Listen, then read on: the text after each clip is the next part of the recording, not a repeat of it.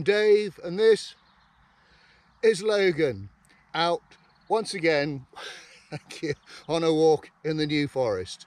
Thanks for joining us.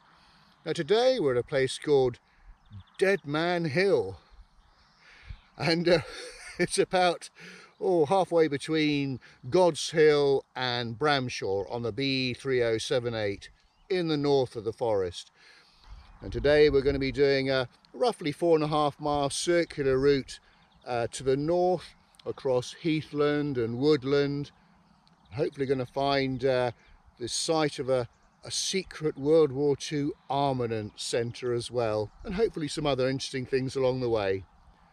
So do join us. It's a glorious late spring morning and the sun is out already. It's going to be another hot one today, so we should have a good walk.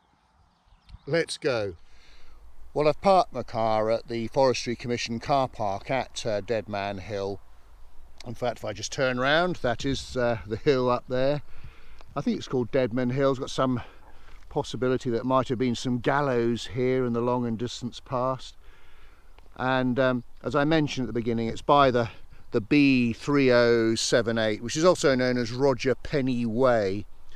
Apparently the aforementioned Mr. Penny, he was a well-known highway official, very sympathetic to the forest, so he had the road named after him in the mid-90s.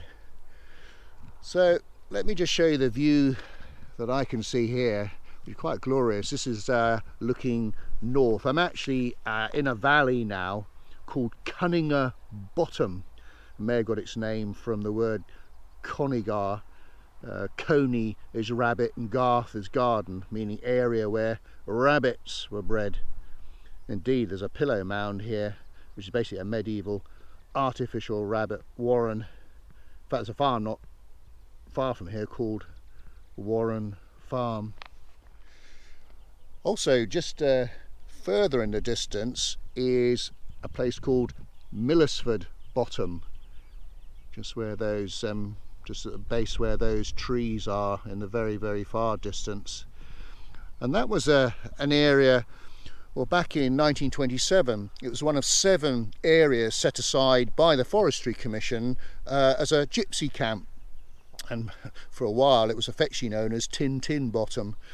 But there was a review in 1947 and the conclusion was that the living conditions were appalling, not much better than the Stone Age. The last gypsy family was forcibly removed in the mid-60s.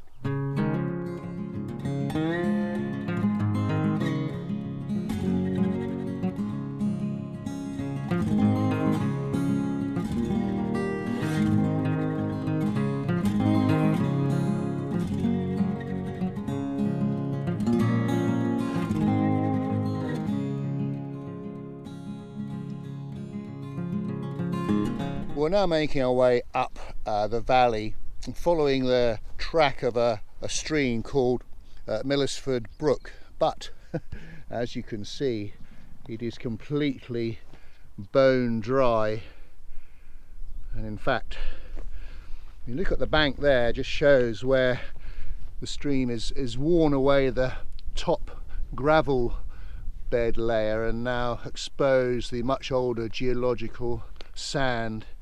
But we've had such a dry April and May, which considering we'd had such a wet winter, it's a funny old thing, nature, isn't it?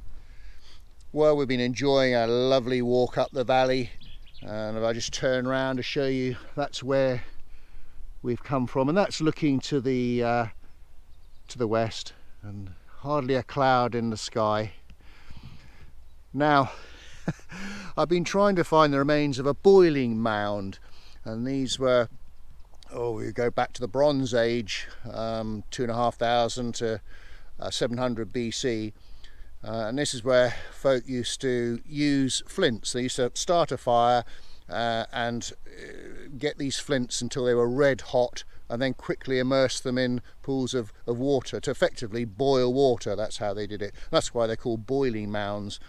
And you needed a water supply nearby and plenty of trees for wood, which they obviously have here. I was convinced there was a boiling mound here. I have spent 10 minutes trying to find it and have failed.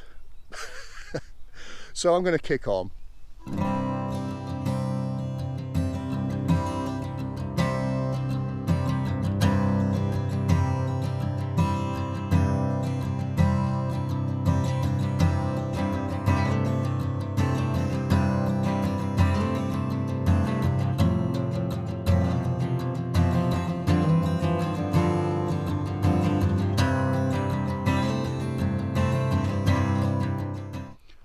I've just come to a pond that's very close to the Turf Hill car park. An ideal watering hole, as you can see. Cattle and ponies to cool down and take on water. And it's great to see that there's this amount of water available out in the open when you consider what a dry April and May that we've had. And that's a youngster there, so we'll let it be. Well, I really enjoyed that little stroll through the valley, about a mile or so. Anyway, we're now at the most easterly point of our route, and if you look on an Ordnance Survey map, you'll see something called Golden Cross and Jacob's Barrow. Well, the Golden Cross bit refers to the fact that this is an ancient crossing point of a track between Hampshire and Wiltshire. We're right on close to the border. In fact, we're very close to the New Forest boundary itself. There's a sign just a few yards up the road. But as far as the Barrow is concerned, well, I have found it, and it's not the most significant of barrows that I've come across in my series of New Forest walks. As to why it deserves to have its own name, I don't know, but we will pay homage to it anyway. Okay, so we're now going to start heading west. It's a shame you've got these electricity lines all across the forest. I know I was reading last year, I think, that the authorities were wanting to take them down and bury them underground, but a lot of opposition from the locals as to what damage it would do, obviously, to the ground when that was happening. So I think they're here for a while yet. I'm now going to start heading west, and I've just come through the Turf Hill Forestry Commission car park, and this was the site of the very secretive Millersford Armaments Centre that was here in the Second World War. It was relocated from Essex in 1941 and covered 650 acres. It was basically used for static trials of explosive devices, all fairly secret stuff. Now, the admin stores were based roughly where the car park is now, where I'm standing, and then the operations area slightly to one side. There's no evidence, as far as I can see, left of any of the buildings, because everything was removed about 5 years after the war ended. It had nothing to do with the Ashley Walk bombing range, which was the other side of the valley. Incidentally, I've done a video walk there. If you haven't seen it, do check it out.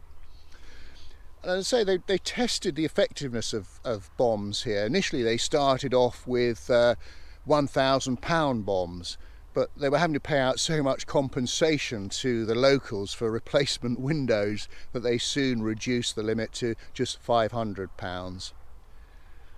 So let's go and see if there's any evidence out in the actual range itself. Well, bingo, I've found a crater and here we are, and quite a big one at that, which now obviously is probably used as a watering hole for the livestock here. And if you look on a Google map from above, you'll see there's quite a few craters dotted around the place. And so this wasn't used as target practice. This was very much to test the effectiveness of bombs. They would film them and time them, that sort of thing. And some of the experiments would be things like, or maybe test the effectiveness of an explosive on an air raid warden's helmet, or a piece of reinforced concrete, that sort of thing. Although it's nice in the sunshine, it's nice to come across a bit of shade as well, and we've got some woodland to go into now. So follow me through. So on the left hand side we've got the Turf Hill enclosure, and then on the right hand side is the Millersford Plantation. And in fact, just looking down, I don't know if you can make out, there's the old boundary bank and the ditch alongside, which of course when it was originally put up it would have had a bit of wooden fencing alongside. And this was enclosed between 1826 and 1830. So we're now going to take a little change in direction. We're going to actually kind of come through the Millersford Plantation, and they're actually starting to do a significant amount of cutting of trees here, and they're gradually going to clear it all of conifers and reclaim it as heathland. As you can see, there's fair evidence of that going on. I'll just look over here and get down without tripping up. Bit of fungi on the tree. Now I think, I'm no fungi expert, but I think these are birch bracket or birch polypore, something like that. I know they tend to be round and smooth and very leathery, and you do get them a lot on birch trees. Lovely foxglove. It's been a really good year for foxgloves, I've noticed, or should I say, I've seen more than I would normally see. We're just coming through. You can see where there's been a lot of tree felling, and this is, as I said, all going to be going back to heathland. Oh, there's horrible electric pylons in the background again. Oh, isn't this stunning? With the glorious, almost clear blue sky, and all the different types of trees. We've got conifers as well as deciduous, and a nice easy non-muddy track as well. And Logan's getting a little bit hot, but I have got some water for him, and we'll have a stop in a minute for a rest as well. We've probably done about 3 miles. He's on squirrel alert by the looks of things. Wow, it's been a while since I've come across a decent sized ant's nest, and this one must be what, maybe a metre high, and all busy at work there. These are southern wood ants. They're quite large, and they can get a bit aggressive if you get on the wrong side of them, so I'm not going to stand along here for too long.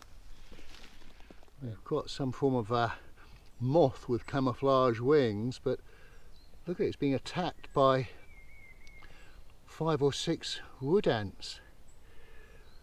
Ooh, I think the ants are going to come out on top, I'm afraid. What do you reckon, Logan? You see this fella?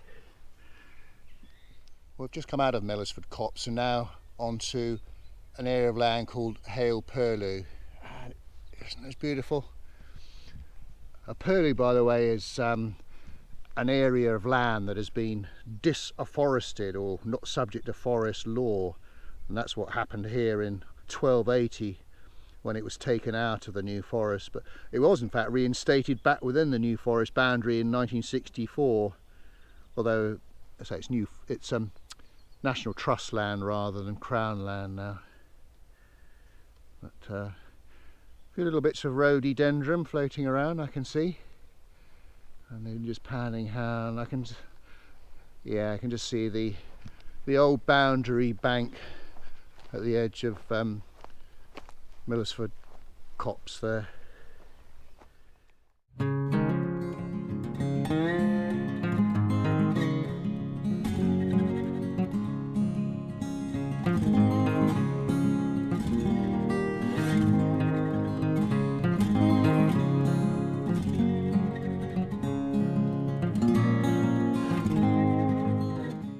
Oh, a little baby there. I'm not going to get too close.